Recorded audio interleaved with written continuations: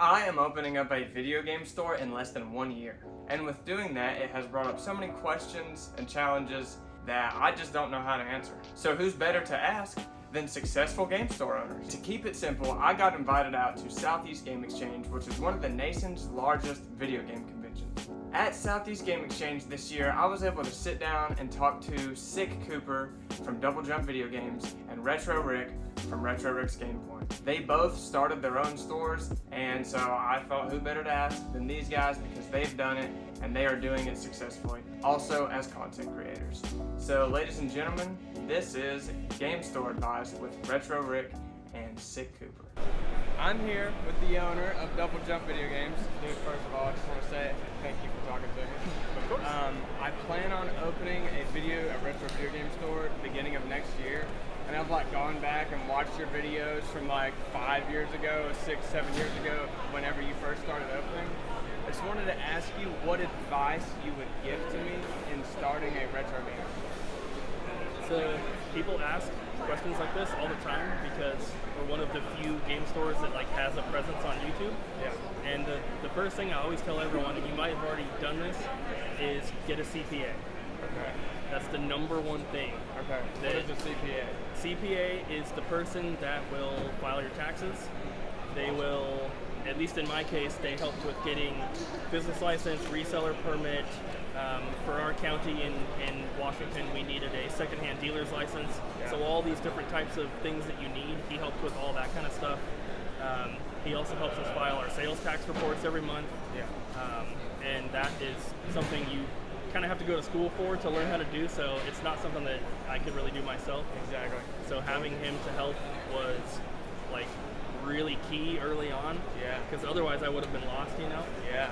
So 100%. that's the number one thing that I always tell people when they ask. Yeah. Wow. That's because it helps so much, and it's something that you probably wouldn't even think about because you're excited to open up a store. Of course. Yeah. Oh yeah. All this kind of stuff, and that's probably the last thing on your mind, but it is so important. Because you definitely don't want to get in the situation where you've been open for a year and taxes are ready and you're like, oh shoot, I'm not prepared at all. I know, yeah, exactly. Do you use a POS system or We do. We're about to transition to our third one. Okay. We've only been open for almost 6 years. Yeah. And we're switching from GameSmart, which I would highly recommend if you're not planning on having a website. Okay. I think it's perfect. Yeah. We're only switching because we have our website that we do a lot of business through. Yeah. And we're switching to a POS called Trade Post. Okay. And their website functionality and integration is just a lot better. Okay. So if you aren't planning on having a website, that's probably who I would go with. Yeah. Ideally, I would like to. More sales that way. And I also don't plan on doing just video games. I'm gonna do video games and sneakers. So it's it's going to be called Sneaks and Geeks, and so that helps. And sneakers really helps fill some space. I'm just pulling my personal collection that I've been collecting for the past 5 to 10 years. You know what I mean?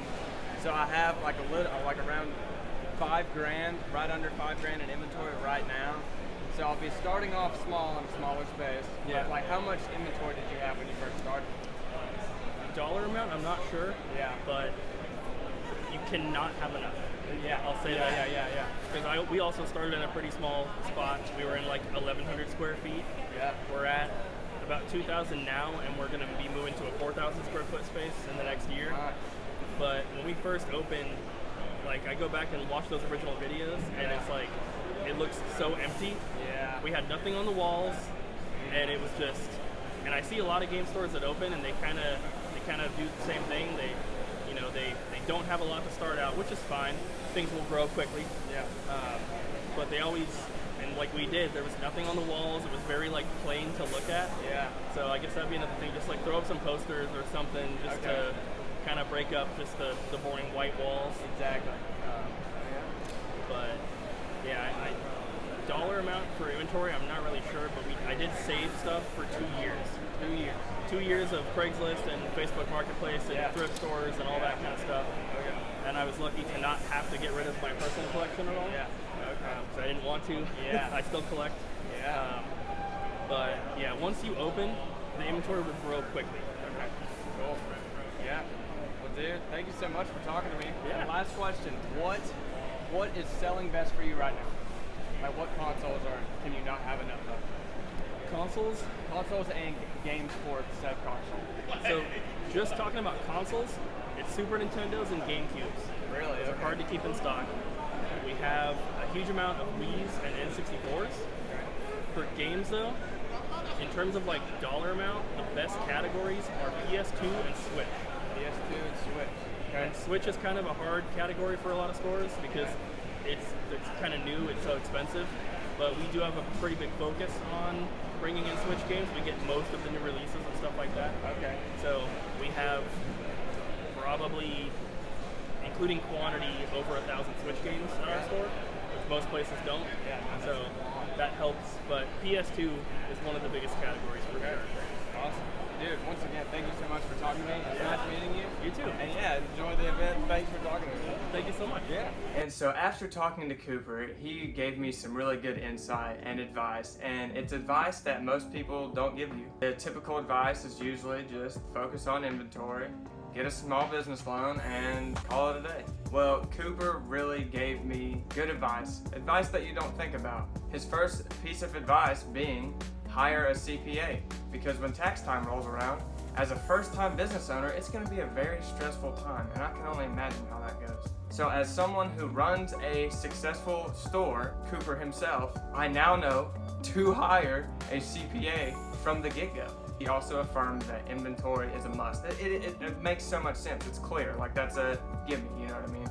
So of course that, and just the advice he was able to give me, what games and consoles are selling best for him right now. Like, he can't keep PlayStation 2 and Switch games on the shelves. Yes, he said he has over 1,000 Switch games, but Switch games and PlayStation 2 games move fast, and that's good to know. So that's why I stocked up on some PlayStation 2 and Switch games at Southeast Gaming Exchange.